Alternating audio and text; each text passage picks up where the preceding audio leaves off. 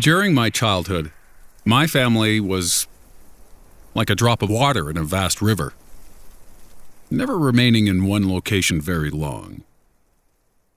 We settled in Rhode Island when I was 8, and there we remained until I went to college in Colorado Springs.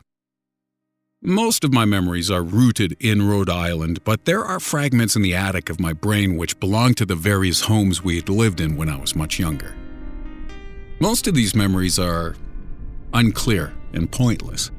Chasing after another boy in the backyard of a house in North Carolina, trying to build a raft to float on the creek behind the apartment we rented in Pennsylvania, and so on.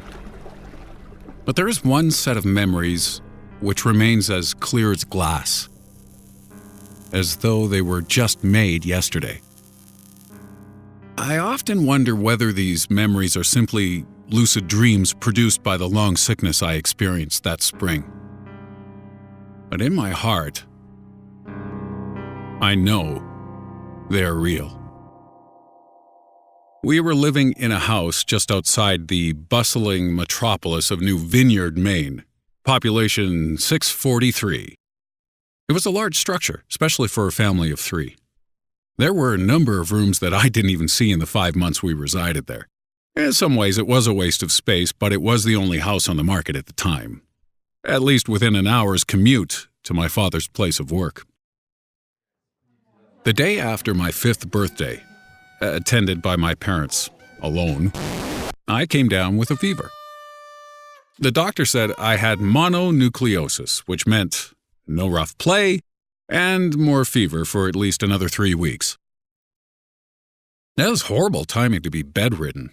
We were in the process of packing our things to move to Pennsylvania, and most of my things were already packed away in boxes, leaving my room barren. My mother brought me ginger ale and books several times a day, and these served the function of being my primary form of entertainment for the next few weeks. Boredom always loomed just around the corner, waiting to rear its ugly head and compound my misery. I don't exactly recall how I met Mr. Widemouth. I think it was about a week after I was diagnosed with mono. My first memory of the small creature was asking him if he had a name. He told me to call him Mr. Widemouth because his mouth was large. In fact, everything about him was large in comparison to his body. His head, his eyes, his crooked ears. But his mouth was by far the largest. "You look kind of like a Furby," I said, as he flipped through one of my books. Mr. Widemouth stopped and he gave me a puzzled look. "Furby? What's a Furby?" he asked. I shrugged. "You know, the toy. The little robot with the big ears. You can pet and feed them, almost like a real pet." "Oh." Mr. Widemouth resumed his activity. "You don't need one of those. They aren't the same as having a real friend."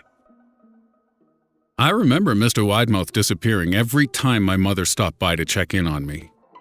"I lay under your bed," he later explained. "because I don't want your parents to see me. Because I'm afraid they won't let us play anymore." We didn't do much during those first few days. Mr. Widemouth just looked at my books, fascinated by the stories and pictures they contained. The 3rd or 4th morning after I met him, he greeted me with a large smile on his face. "I have a new game we can play," he said. "We have to wait until after your mother comes to check on you, because she can't see us play it. It's a secret game." After my mother delivered more books and soda at the usual time, Mr. Widemouth slipped out from under the bed and tugged my hand. "We have to go to the room at the end of this hallway," he said. I objected at first, as my parents had forbidden me to leave my bed without their permission, but Mr. Widemouth persisted until I gave in.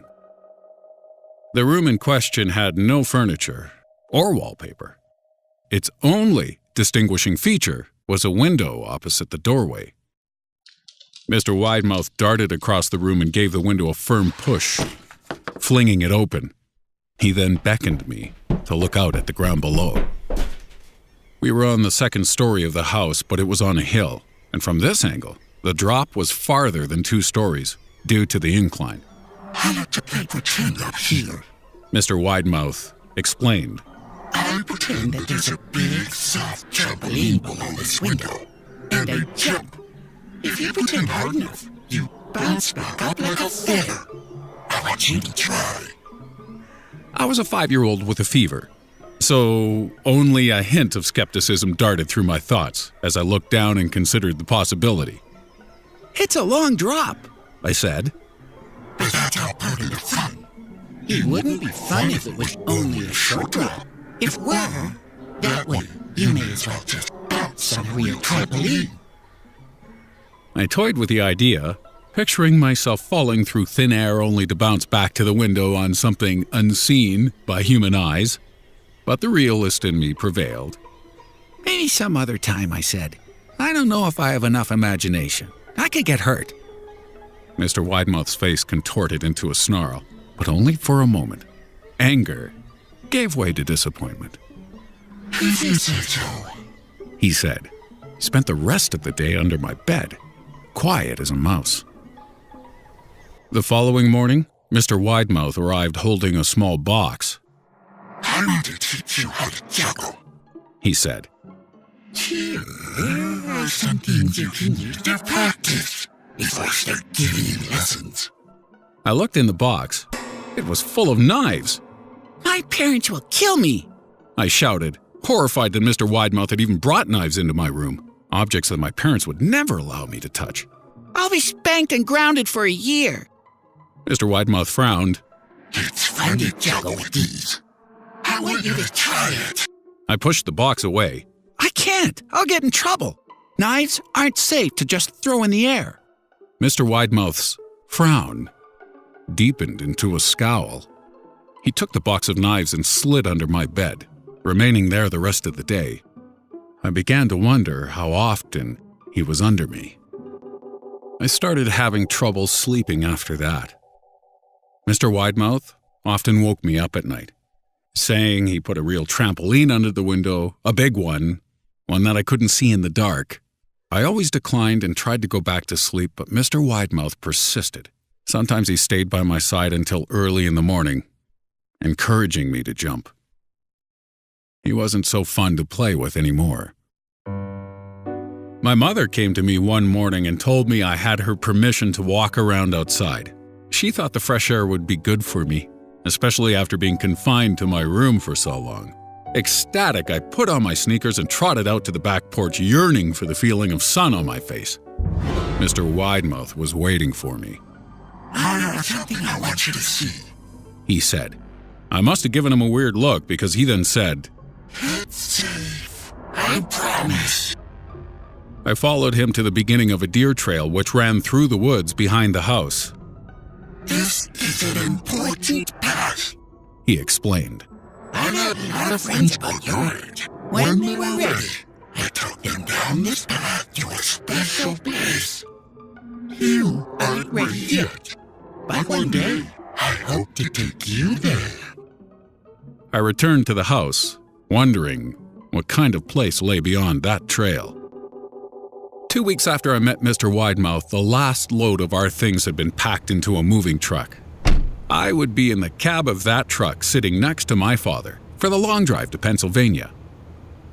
I considered telling Mr. Widemouth that I would be leaving, but even at 5 years old, I was beginning to suspect that perhaps the creature's intentions were not to my benefit, despite what he said otherwise.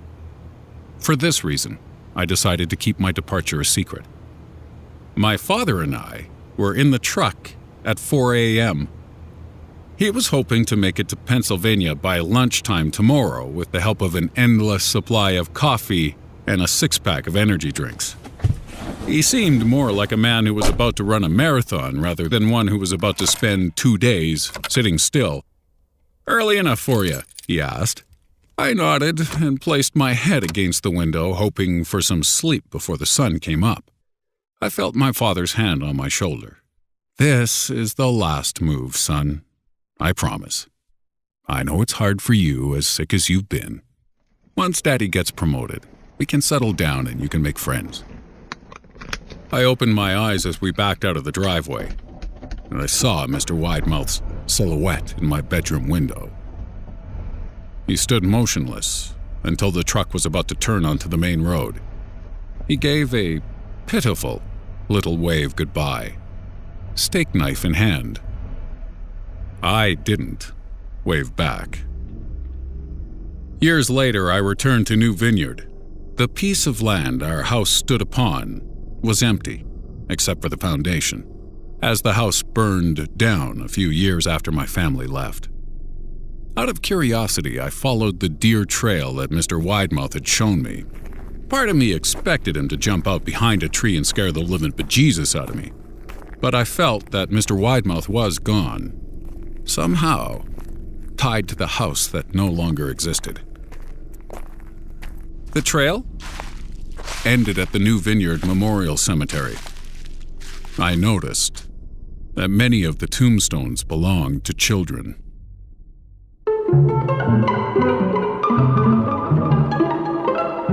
Did you enjoy our tale? We hope we didn't scare you too much. And if we didn't, why not give this creepypasta story a try? Who knows? Maybe it'll help you find something deep down inside.